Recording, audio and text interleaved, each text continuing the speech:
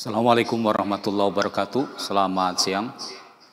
Pada hari ini saya mendapatkan tugas dan juga kepercayaan dari Pak Dekan Sekolah Pasca Sarjana untuk menyampaikan materi tentang precision farming dalam pembangunan irigasi modern. Terkait dengan pusat dinamika pembangunan, sebenarnya topik yang bisa disampaikan beragam, mengingat bahwa pusat riset dinamika pembangunan itu mengkaji terkait dengan berbagai aktivitas di dalam pembangunan, sehingga kalau kita lihat proses pembangunan itu berlangsung secara dinamis. Oleh karena itu, maka lahirlah nama daripada pusat riset dinamika pembangunan ini dirintis dulu tahun 1994 oleh Prof. Ganjar Kurnia. Baik, topik yang akan saya sampaikan seperti tadi yang sampaikan adalah tentang precision farming dalam pembangunan irigasi modern. Sebenarnya kalau kita membicarakan tentang precision farming, ada beberapa pengertian terkait dengan precision farming. Kita bisa lihat bahwa dasarnya precision farming adalah penggunaan sistem manajemen dalam bidang pertanian yang menggunakan teknologi modern untuk mendapatkan produktivitas dan juga hasil yang maksimal. Kalau kita lihat terkait dengan beberapa tujuan daripada pengaplikasian precision farming, kita bisa melihat ada 4 yang ingin kita dapatkan. Biasanya ini terkait dengan efisiensi daripada penggunaan sumber, baik itu air ataupun pupuk. Kita juga ingin mendapatkan produktivitas dan juga kualitas hasil pertanian yang optimal. Kemudian kita juga bisa mendapatkan keseimbangan terkait dengan produksi hasil pertanian yang meningkat dengan tetap mempertahankan aspek-aspek pelestarian lingkungan.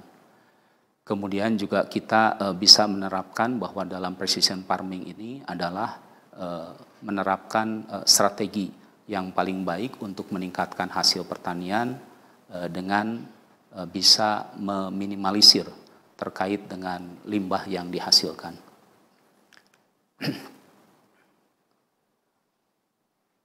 Kalau kita melihat beberapa literatur terkait dengan perbedaan antara pertanian tradisional dengan pertanian presisi, kita bisa mengatakan bahwa kalau pada pertanian tradisional, kebanyakan ini berkaitan dengan budaya dan juga kebiasaan petani dalam melaksanakan budidaya pertanian. Tetapi kalau kita melihat pada aspek precision farming, kita bisa melihat bahwa di sini pada konsep precision farming, bahwa petani ini menggunakan berbagai sumber daya, baik itu data cuaca, kemudian data kondisi tanah, kemudian juga keberadaan air, dan juga faktor-faktor lainnya dalam rangka untuk pertumbuhan yang maksimal. Selanjutnya, kita bisa melihat ada beberapa komponen yang biasanya terkait dengan precision farming. Jadi ini bisa dilihat ada beberapa komponen, yaitu terkait dengan pemupukan atau fertilizing, kemudian juga replanting atau penanaman, kemudian juga pengambilan sampel tanah atau pengambilan tanah, kemudian juga terkait dengan pemberian air irigasi, kemudian pengendalian hama dan penyakit tanaman.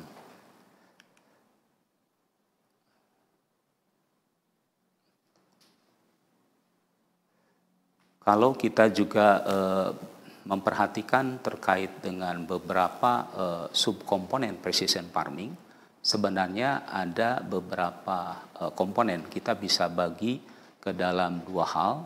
Pertama adalah apa yang disebut dengan komponen utama, yaitu ada yang termasuk kita sebut dengan sensor, kemudian juga gateway, ada local server, kemudian juga yang termasuk komponen penunjangnya adalah internet dan juga cloud server. Penjelasan terkait dengan apa itu sensor, kita bisa mengatakan bahwa sensor itu adalah alat mengubah sinyal fisik atau kimia melalui sinyal elektronik. Dari sinyal-sinyal yang diberikan, yang kita pasang sensor itu di sekitar tanaman, informasi yang diperoleh itu bisa disampaikan ke dalam server. Nah, sementara itu di sini kita juga bisa melihat bahwa di dalam komponen utama precision farming ada yang harus dilengkapi, yaitu adanya gateway. Gateway ini adalah berfungsi untuk mengumpulkan data yang dikumpulkan, yang diperoleh oleh sensor untuk dikirim kepada server. Selanjutnya yang termasuk komponen utama daripada precision farming yang ketiga, ini adalah disebut dengan local server. Jadi local server di sini berfungsi untuk menyimpan seluruh data sensor dari kegiatan precision farming. Jadi data-data itulah yang nanti bisa kita peroleh. Jadi kita bisa lihat bahwa dalam komponen daripada precision farming itu ada yang disebut dengan sensor, kemudian juga ada gateway, dan juga ada server. Nah, selanjutnya bisa dijelaskan juga bahwa ada komponen daripada precision farming yang kita sebut dengan komponen penunjang. Jadi komponen penunjang di sini adalah yang kita sebut dengan cloud server yang pertama, dan juga yang kedua adalah user interface. Nah, untuk cloud server ini pada dasarnya nanti akan berfungsi untuk mengumpulkan data yang diperoleh dari sensor precision farming, dan kemudian nanti disampaikan kepada local server. Nah, ini pada prakteknya di lapangan, ini sensor-sensor ini sangat bermanfaat bagi petani untuk bisa mendapatkan kondisi terkini daripada kondisi di dalam lingkungan yang kita amati. Kemudian yang selanjutnya ada juga komponen penunjang daripada precision farming, yaitu ada yang disebut dengan user interface. Jadi user interface ini adalah merupakan perangkat lunak yang berupa aplikasi gawe dan juga website yang berfungsi nanti akan memudahkan petani untuk bisa mengakses data yang dikirim dari sensor. Dan ini data ini bisa tersedia nanti di dalam cloud server.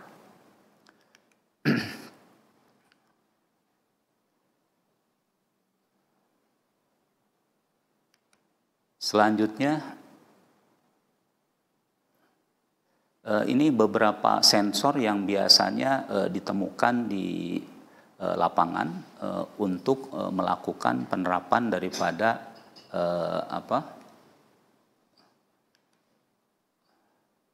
precision farming. Jadi ada sensor untuk cuaca, kemudian juga ada sensor untuk air, untuk tanah dan sebagainya. Dan kalau kita lihat terkait dengan topologi daripada jaringan yang dikembangkan pada precision farming, kita bisa melihat di sini pada dasarnya topologinya ini merupakan kombinasi antara beberapa topologi. Kita menyebutkan ini adalah topologi bintang dan bus. Jadi ini merupakan satu rangkaian yang terkait. Di sini ada sensor dihubungkan dengan gateway, kemudian nanti dihubungkan dengan local server, dan kemudian dari local server bisa kirim ke dalam cloud system, cloud server. Nah, user ini bisa nanti memanfaatkan data-data yang dikirim terkait dengan data-data iklim di lingkungan ini dari cloud server. Ini juga barangkali bisa digambarkan terkait dengan koneksi jaringan daripada precision farming. Pada aplikasinya di lapangan, kita bisa melihat bahwa sensor dengan gateway ini dihubungkan dengan jaringan LoRa, kemudian dari gateway juga ini bisa dihubungkan ke local server, ini bisa dengan LoRa ataupun dengan internet. Nah, kalau untuk local server kepada cloud server dan user ini dihubungkan dengan jaringan internet. Nah, ini kita di PDP sekarang merintis bahwa untuk penerapan precision farming pada lahan pertanian ini adalah menggunakan jaringan LoRa frekuensi 915 MHz. Dan sebagai sumber energinya menggunakan pembangkit listrik tenaga surya dengan daya 500 WP.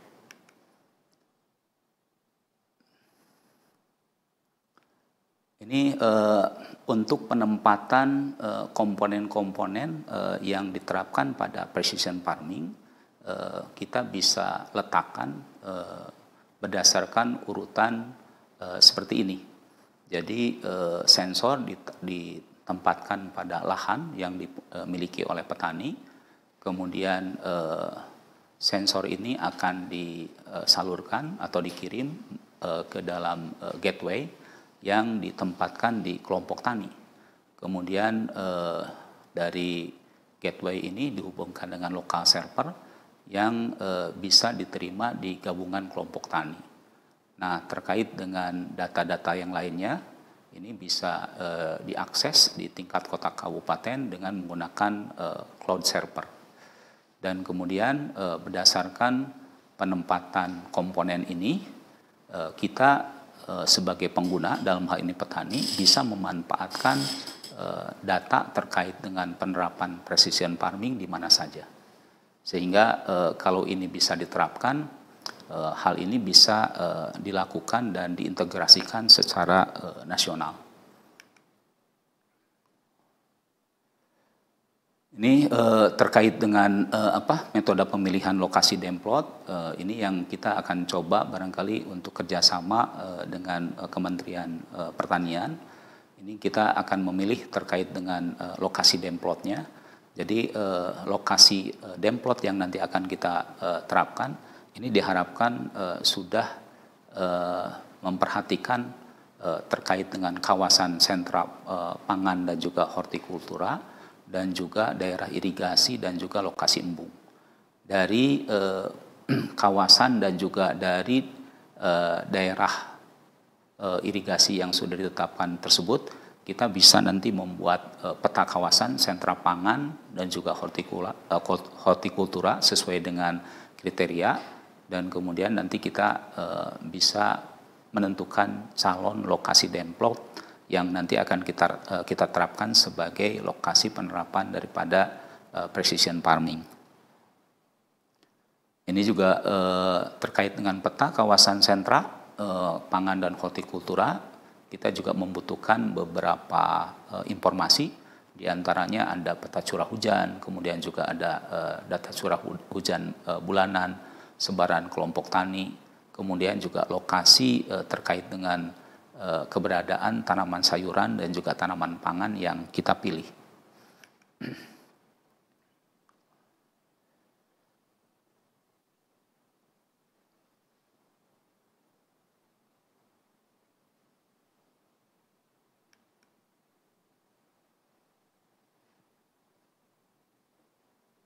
Oh maaf.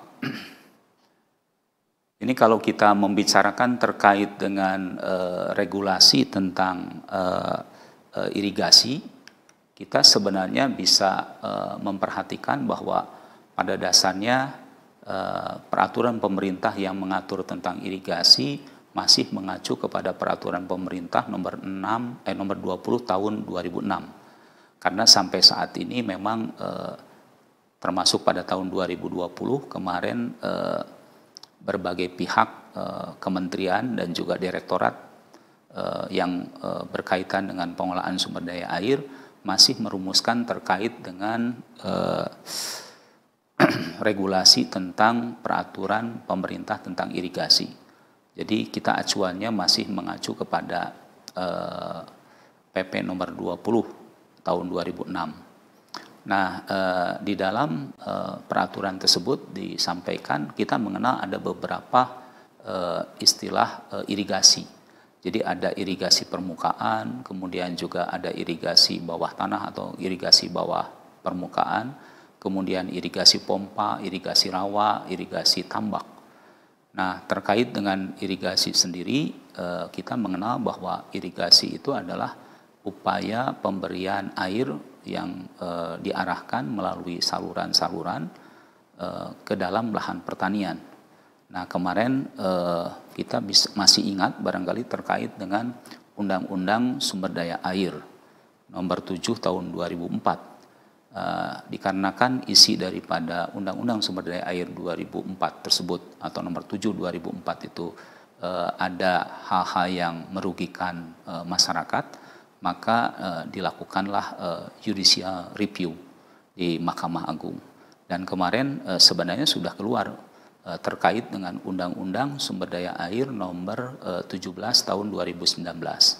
Tetapi seiring dengan kebijakan pemerintah yang membuat Undang-Undang Cipta Kerja yang nomor 11 tahun 2020, maka otomatis Undang-Undang Sumber Daya Air nomor 17 tahun 2019 itu mengalami perubahan.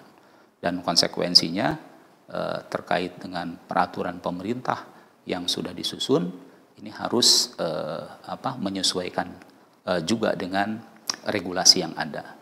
Sehingga kita mengenal ada tadi beberapa jenis-jenis tentang irigasi. Kita bisa lihat bahwa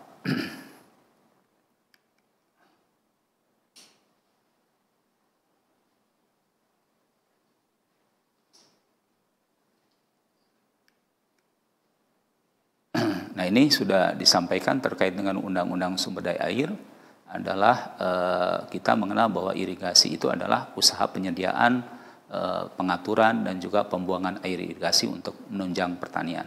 Kita sudah sampaikan tadi bahwa ada beberapa jenis irigasi.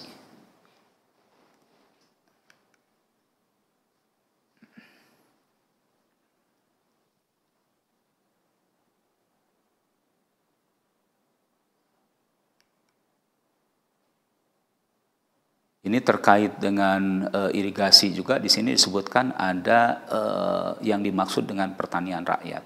Memang pada dasarnya kalau kita berbicara tentang pertanian rakyat, di sini kita bisa lihat bahwa pertanian rakyat itu adalah budidaya pertanian yang meliputi berbagai komoditas, baik itu untuk pertanian tanaman pangan, perikanan, peternakan, perkebunan dan juga kehutanan. Kita bisa lihat bahwa pada dasarnya terkait dengan kebutuhan air irigasi, memang kebutuhannya rata-rata untuk kegiatan pertanian itu adalah 1 liter per detik per hektar.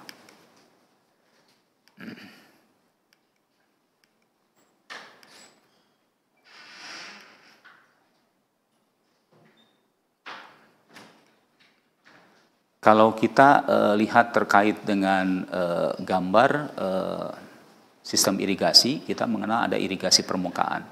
Jadi bisa dilihat bahwa pada dasarnya pada sistem irigasi permukaan kita mengenal ada beberapa infrastruktur. Jadi ada yang disebut dengan infrastruktur pemasukannya atau intake, ada bendung, pompa, kemudian juga ada saluran baik itu primer, sekunder, tersier, kemudian juga terkait dengan cara pemberian air irigasinya, apakah bisa dilakukan secara kontinu ataupun terputus-putus. Nah, kita bisa lihat di sini, ini adalah gambaran bangunan bagi dan juga bangunan pengukur yang biasanya terdapat pada sebuah sistem irigasi permukaan.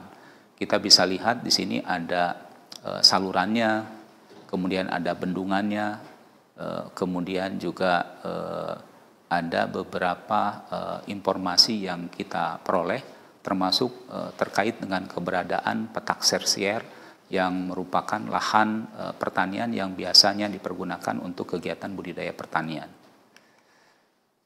Nah, selanjutnya kita juga bisa melihat ada penerapan sistem irigasi pada perkebunan. Kita bisa lihat di sini pada dasarnya untuk infrastruktur kegiatan perkebunan, baik itu untuk buah-buahan, bunga atau sayuran, itu biasanya hampir sama juga, terdiri dari berbagai komponen infrastruktur. Ada intake, bendung, kemudian juga ada saluran primer, sekunder, dan juga tersier, biasanya juga dilengkapi dengan drainase. Kemudian juga ada penerapan irigasi pada tingkat lahan. Apakah itu dengan cara pemberian air melalui saluran, genangan, ataupun terputus-putus.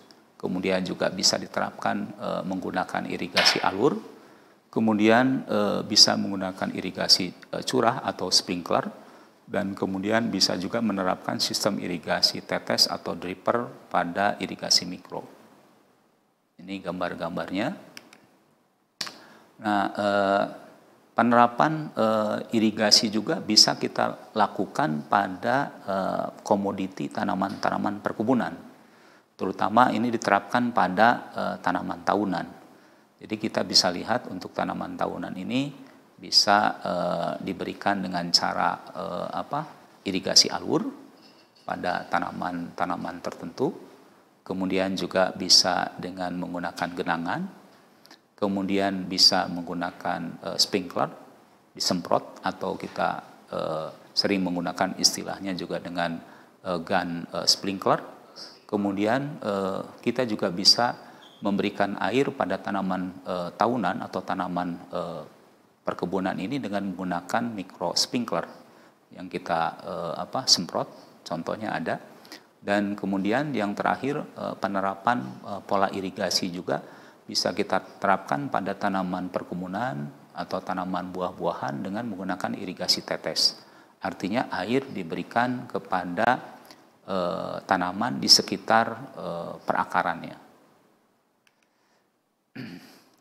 Selanjutnya penerapan daripada pola irigasi juga bisa diterapkan pada tanaman perkebunan, terutama untuk tanaman-tanaman semusim.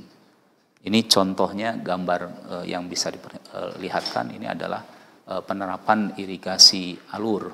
Kemudian juga pada tanaman jagung kita terapkan bisa dengan menggunakan gun sprinkler atau dengan penyemprotan seperti curah hujan. Kemudian juga bisa menggunakan rotator sprinkler. Jadi air diberikan kepada tanaman dengan menggunakan sprinkler yang berputar, sehingga pada radius tertentu tanaman itu tercukupi kebutuhan airnya. Kemudian juga bisa diterapkan pada sistem irigasi tetes untuk tanaman cabai. Kemudian juga ini diterapkan ada menggunakan center pivot. Kemudian pada bawah permukaan digunakan saluran pipa pada bawah permukaan sehingga tanaman di atasnya bisa tumbuh dengan baik tanpa kekurangan air. Dan ini gambar yang terakhir adalah menggunakan hidroponik atau menggunakan media air untuk menunjang pertumbuhan tanamannya. Yang menarik pada saat ini kita melihat bahwa di beberapa negara dan juga di Indonesia, saya kira sudah bisa dilihat ada penerapan precision farming di rumah kaca atau di greenhouse. Nah, ini pertimbangannya kenapa orang-orang atau petani melakukan precision farming di rumah kaca didasari oleh beberapa pertimbangan. Pertimbangan pertama bahwa memang pada dasarnya petani itu sangat bergantung kepada lahan pertanian. Kemudian kita juga tidak bisa menafikan dan melihat kondisi faktualnya bahwa lahan-lahan pertanian itu terjadi alih fungsi lahan, sehingga kita bisa melihat bahwa terjadinya penyusutan atau berkurangnya lahan-lahan pertanian. Dan kemudian juga kondisi saat ini terkait dengan adanya climate change atau perubahan iklim ternyata mempersulit juga petani dalam melakukan kegiatan budidaya pertanian. Oleh karena itu sekarang berkembang, sekalipun Indonesia mempunyai iklim tropis, tetapi penerapan greenhouse atau rumah kaca di Indonesia juga dapat dijadikan sebagai solusi untuk melakukan budidaya pertanian dalam rangka meningkatkan produksi komoditi pertanian. Ini ada beberapa kelebihan dan juga kekurangan. Kenapa kalau kita atau petani menggunakan greenhouse dalam upaya untuk budidaya pertaniannya. Jadi ada kelebihan kalau kita melakukan budidaya di greenhouse, kita bisa melakukan penanaman, boleh dikatakan penanamannya bisa dilakukan sepanjang tahun. Kalau selama ini di luar rumah kaca, kita atau petani melakukan penanamannya itu biasanya dilakukan satu kali atau 2 kali musim tanam saja, di mana faktor keberadaan air biasanya menjadi terbatas. Tetapi dengan menggunakan rumah kaca, kita bisa melakukan budidaya pertanian sepanjang tahun, sepanjang tadi ketersediaan air atau sumber airnya juga tersedia. Nah, ini ada beberapa kelebihan kenapa kita kalau melakukan budidaya di rumah kaca itu. Pertama, akan menghasilkan produk pertanian yang berkelanjutan. Kemudian juga keuntungan yang kedua adalah bisa melindungi tanaman, bisa tumbuh dan berkembang dengan baik. Dalam arti terkait dengan adanya serangan penyakit, hama dan penyakit ini bisa dikurangi, bisa terjaga dengan adanya rumah kaca atau greenhouse ini. Tetapi faktor kelemahan kalau kita melakukan budidaya pertanian pada lahan pertanian biasanya adalah terjadinya ekses atau adanya suhu yang panas dikarenakan kondisi rumah kaca. Itu yang perlu diperhatikan. Kemudian juga kelebihan yang lainnya kalau kita menerapkan budidaya pertanian pada rumah kaca, ini kondisi rumah kaca yang tertutup ini bisa memudahkan proses pemantauan dan juga pengendalian semua kondisi atau faktor-faktor lingkungan dalam rumah kaca. Kemudian yang lainnya, keuntungan kalau kita melakukan budidaya pertanian di lahan atau di greenhouse, ini kita bisa melakukan pemantauan pengendalian itu bisa dilakukan secara manual ataupun otomatis. Ini pilihannya apakah dalam penerapan precision farming itu akan menggunakan secara manual atau otomatis. Pada dasarnya dua-duanya bisa dilakukan gitu ya. Nah, kalau kita menerapkan pekerjaan precision farming secara manual, ini ada beberapa pertimbangan yang harus diperhatikan. Pertama, kalau kita menggunakan sistem manual, tentu saja kebutuhan pekerja itu akan lebih banyak. Kemudian juga terkait dengan pemantauan, kondisi rumah kaca, pengendalian daripada rumah kaca, kemudian juga memindahkan, mengatur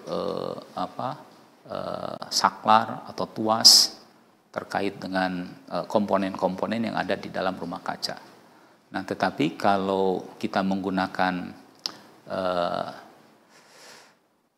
penggunaan rumah kaca itu dengan otomatis, kita bisa mengatur dengan menggunakan microcontroller ataupun mikrokomputer. Bahkan dengan menggunakan Internet of Things atau IoT juga bisa. Dan ini memberikan manfaat yang sangat besar. Nah, kalau kita menggunakan IoT, maka pemantauan dan pengendalian itu bisa dilakukan secara remote melalui aplikasi web dan juga aplikasi mobil. Nah, ini terkait dengan penerapan precision farming ini. Kalau secara otomatis ini dapat memberikan notifikasi kepada petani apabila muncul sesuatu hal yang bersifat anomali di dalam rumah kaca. Kemudian juga keuntungannya kalau kita menerapkan precision farming secara otomatis, kita bisa melakukan pemantauan kondisi rumah kaca itu tidak perlu secara rutin. Ini gambaran barangkali penerapan irigasi pada sebuah perusahaan yang sudah menerapkan precision farming atau smart farming. Kebetulan saya dan beberapa teman kemarin juga pernah melakukan kunjungan di PT Nudira Press. Ini bisa dikatakan sebagai contoh perusahaan yang menggunakan yang menerapkan smart greenhouse dengan sistem teknologi irigasi yang canggih. Kenapa disebut canggih? Karena memang mereka dalam proses pemberian air, pemberian pupuk, pengendalian kondisi lingkungan, itu mereka menggunakan hanya satu mesin saja. Seluruh kegiatan terkait dengan penyiraman, kemudian juga komposisi air, nutrisi, pupuk, mengatur electricity conductivity atau EC, kemudian juga pengaturan pH atau kemasaman, kebasahan daripada tanaman, ini diatur secara otomatis menggunakan satu mesin. Jadi kita bisa katakan bahwa di PT Nudira ini sistem irigasi tetesnya adalah menggunakan teknologi irigasi modern. Nah, kenapa kita sebut irigasi modern? Karena memang mesin yang mereka gunakan itu adalah NMC Pro. Jadi kalau diibaratkan harganya itu senilai dengan Innova ya, 400 juta sampai dengan 500 juta. Dan ini alatnya didatangkan, dibeli dari Jerman. Nah, alat ini bisa bekerja tidak hanya membuka menutup daripada sistem irigasi tetes, tetapi tadi bisa menggabungkan terkait dengan pemberian nutrisi, pengaturan electricity conductivity, dan kemudian pemberian kemasaman. Ini semuanya bisa dikontrol dengan menggunakan mesin NMC Pro ini. Jadi kita bisa mengoptimalkan terkait dengan pemberian air dan juga pemberian pupuk. Ini kalau kita lihat gambaran daripada mesin NMC Pro ini adalah seperti ini. Jadi ada pompa utama dan juga pompa untuk bisa mensuplai, kemudian juga ada netapim filter, kemudian juga ada netapim main filter, ada netapim water meter, dan ini dihubungkan dengan alat utamanya yang kita sebut dengan netapim NMC Pro System Manager. Ini diatur di sini semuanya. Jadi informasi atau pemberian yang dilakukan melalui server kepada sensor ini diatur dengan menggunakan Netapim NMC Pro ini. Ini sudah diterapkan di PT Nudira. Lokasinya barangkali ada di Pangalengan dan juga di Bogor. Nah ini kalau kita lihat fungsi daripada bagian daripada mesin NMC Pro ini. Jadi tadi sudah disampaikan ada beberapa komponen, main pump dan juga supply pump. Ini berfungsi untuk mengoperasikan pompa utama dan juga katup pasokan utama. Ada juga Netapim filter. Jadi alat ini digunakan untuk mengontrol dan juga memonitor terkait dengan filter. Kemudian juga ada Netapim water meter, ini adalah untuk memantau dan juga mencatat aliran air yang lewat. Kemudian ada juga Netapim Netajet, ini untuk memantau terkait dengan pupuk, kemudian juga tingkat EC, pH. Kemudian juga ada Netapim Fill Pumps. Alat ini memiliki fungsi untuk mengoperasikan katup pada lahan. Ini bagian-bagian terkait dengan penerapan irigasi yang modern, yang canggih pada sistem irigasi tetes di sebuah greenhouse. Ini saya juga sampaikan terkait dengan hasil penelitian yang kebetulan dilakukan di Fakultas Teknologi Industri Pertanian. Ini ada rumah kaca yang menerapkan juga pemberian air baik itu secara otomatis dan juga dengan menggunakan cara manual. Nah ini yang sudah dilakukan kemarin terkait dengan implementasinya. Ini pemantauan dilakukan kepada beberapa faktor lingkungan. Ada kondisi iklim mikro, baik itu suhu, kelembaban sinar matahari. Ini berbasis web di dalam dan di luar rumah kaca. Kemudian juga pengendalian suhu dan kelembaban dalam rumah kaca. Dan terakhir adalah terkait dengan pengendalian kualitas air dan nutrisinya. Nah ini juga pelaksanaannya menggunakan bagian daripada precision farming. Jadi kita buat desainnya menggunakan Internet of Things. Ada data-datanya yang kita ambil. Di sini bisa dilihat data dari microclimate ini dimonitoring, kemudian diproses dan dikumpulkan pada database, kemudian nanti diupload kepada cloud application dan dari situ menjadi cloud database dan kemudian nanti siapapun bisa mengakses data-data yang diperoleh atau dimonitor dari rumah kaca itu untuk kepentingan riset ataupun kepentingan yang lainnya. Nah ini perangkat ada instrumen daripada Internet of Things yang dipergunakan. Kita sebut di sini ada beberapa komponen. Pertama ada yang kita sebut dengan Raspberry, yaitu sebuah perangkat komputer mikro yang bertugas sebagai perantara antara microcontroller dan juga internet. Kemudian juga kita pergunakan ada Arduino Uno. Jadi kita sebut ini adalah bagian daripada sensor, sebuah perangkat microcontroller yang bertugas untuk mengakuisisi data melalui sensor. Kemudian juga ada ini Wemos D1, sama sebuah perangkat microcontroller yang mirip dengan Arduino. Kemudian juga ada sensor, baik itu sensor suhu, kemudian kelembaban, cahaya matahari, kualitas air.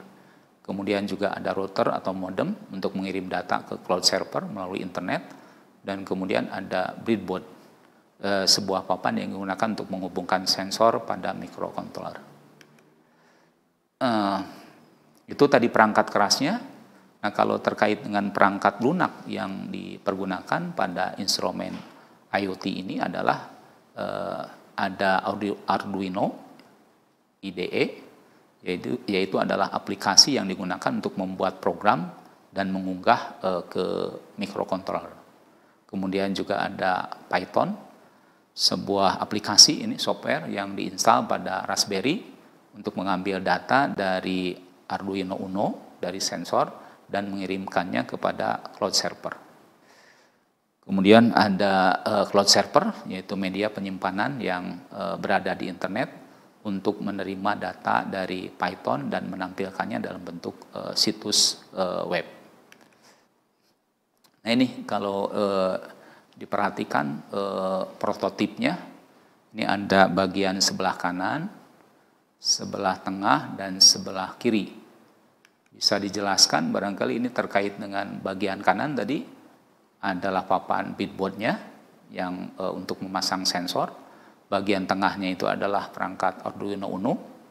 Kemudian bagian kirinya adalah Raspberry yang tadi fungsinya adalah untuk menerima data dari microcontroller dan juga mengirimkannya ke internet.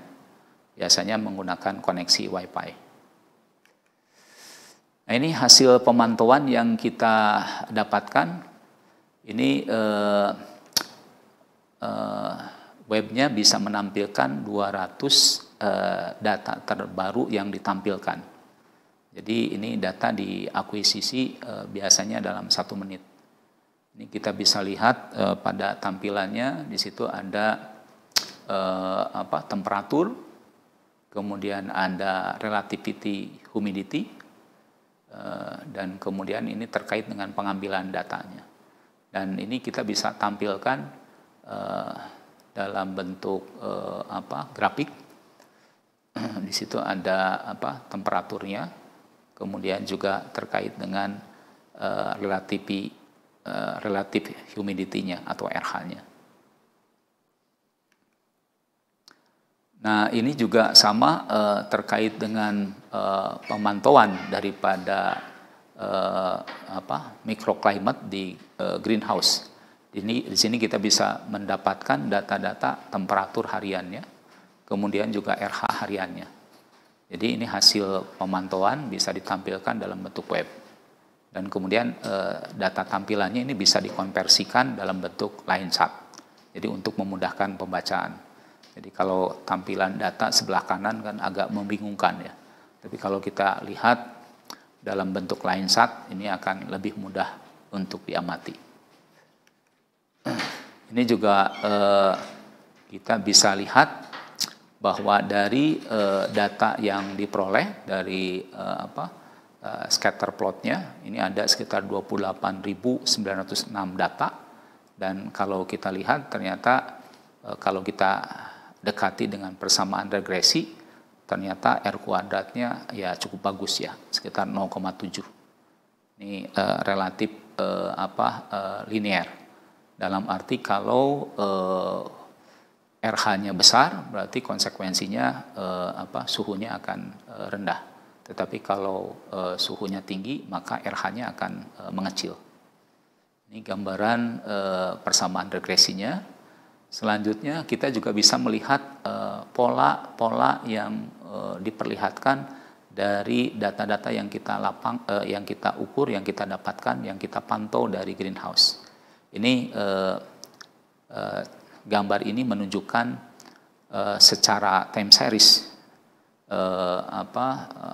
berdasarkan waktu pengamatan dan juga kondisi daripada temperatur dan juga relatif humidity-nya daripada iklim mikro di dalam greenhouse. Ini juga sama untuk implementasi di rumah kaca.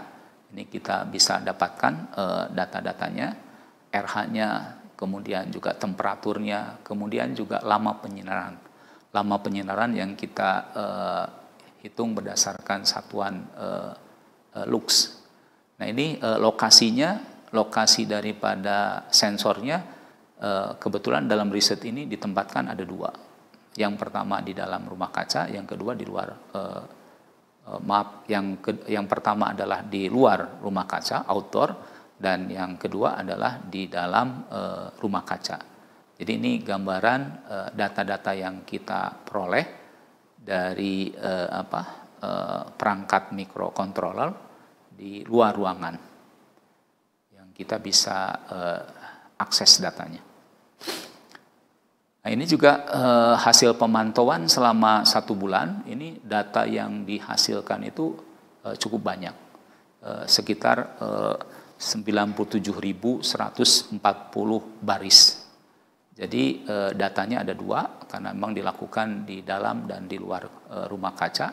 Jadi sekitar 48.500 data di dalam rumah kaca dan di luar rumah kaca. Dari data ini bisa dilihat bahwa untuk suhu ini kisarannya antara 17,4 sampai dengan 35,6. Kemudian kelembabannya berkisar antara 39 sampai dengan 95%. Jadi average-nya untuk suhu rata-rata sekitar 23,9, sementara untuk kelembabannya adalah sekitar 83,4%. Nah, ini terkait dengan pengendalian rumah kaca, pengendalian di dalam rumah kaca, ini ada beberapa yang kita bisa ambil atau simpulkan bahwa yang sudah dilakukan oleh kita, termasuk saya dan juga teman-teman di program studi teknik pertanian, khususnya di bidang kajian teknik tanah dan air, ini penerapan pengendalian dalam rumah kaca ini bisa dilakukan untuk kondisi iklim mikro dan juga kualitas air. Dan kemudian bisa dilakukan secara otomatis. Nah, ini kita juga bisa memantau terkait dengan nilai-nilai yang kita peroleh, apakah di luar ambang batas atau tidak, kita juga bisa monitor. Kemudian juga petani sendiri atau peneliti sebenarnya bisa melakukan pemantauan data. Ini bisa dilakukan melalui internet. Ini adalah keuntungannya. Dan kemudian kita juga bisa mendapatkan data yang langsung terupdate pada sistem otomasi. Nah, ini terkait dengan penerapan POG atau pemberian air untuk mengendalikan kondisi di dalam rumah kaca. Jadi kalau misalnya rumah kaca sudah kelembabannya atau suhunya terlalu tinggi, kelembabannya rendah, maka dengan POG misting system ini katup-katup air itu bisa langsung memberikan penyemprotan sehingga kondisi di dalam rumah kaca bisa terkendali, tidak terlalu panas dan juga tidak terlalu kering, tidak terlalu lembab, dalam arti kondisinya adalah sesuai dengan pertumbuhan daripada tanaman. Nah, ini hasil yang diperoleh dari POG misting system yang sudah dilakukan. Jadi POG misting ini adalah sistem yang akan menyemburkan partikel air yang berukuran kecil ke udara apabila suhu dalam rumah kaca terlalu tinggi atau kelembabannya terlalu rendah. Ini data yang kita peroleh. Yang berwarna biru itu adalah temperatur maksimum yang sesudah diberikan POG misting.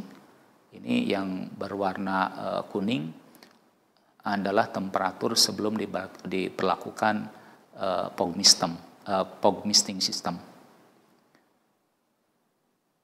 Ini gambar yang di sebelahnya adalah terkait dengan temperatur maksimum yang dilakukan sebelum dan sesudah sistem otomasi yang dilakukan juga. Ini gambarannya. Kemudian selanjutnya dalam penelitian kita juga sudah menerapkan pan cooling system. Jadi ini adalah gambaran sistemnya. Ini adalah hasil yang didapatkan. Jadi pada pan cooling system ini adalah konsepnya sama dengan POG misting system. Jadi ini perangkat melakukan sirkulasi udara dalam rumah kaca dan kemudian dapat membuang udara panas dalam rumah kaca. Jadi kalau pada suhu atau pada pukul 7 sampai dengan pukul 5 kita bisa lihat ini biasanya aktivitas kipas rumah kaca berjalan. Tetapi kalau misalnya pada pagi hari sebelum jam 7 ataupun setelah pukul 5, ini biasanya aktivitas kipas rumah kaca itu off, tidak berfungsi. Ini terkait dengan pengendalian kualitas air juga sama, menggunakan Arduino, kemudian juga Raspberry, menggunakan sensor, pompa, ini adalah sistemnya, dan kemudian ini hasil yang kita peroleh terkait dengan pengendalian kualitas air. pH-nya bisa dilihat berada pada kisaran antara pH minimum dan pH maksimum. Ini adalah beberapa hasil riset yang sudah dipublikasikan. Ini terkait dengan design of microclimate data monitoring system for tropical greenhouse. Ini menggunakan Arduino Uno dan juga Raspberry. Kemudian juga ini artikel yang dipublish juga terkait dengan hasil riset yang sudah dilakukan oleh kita. Saya kira itu yang dapat saya sampaikan. Terima kasih. Assalamualaikum warahmatullahi wabarakatuh.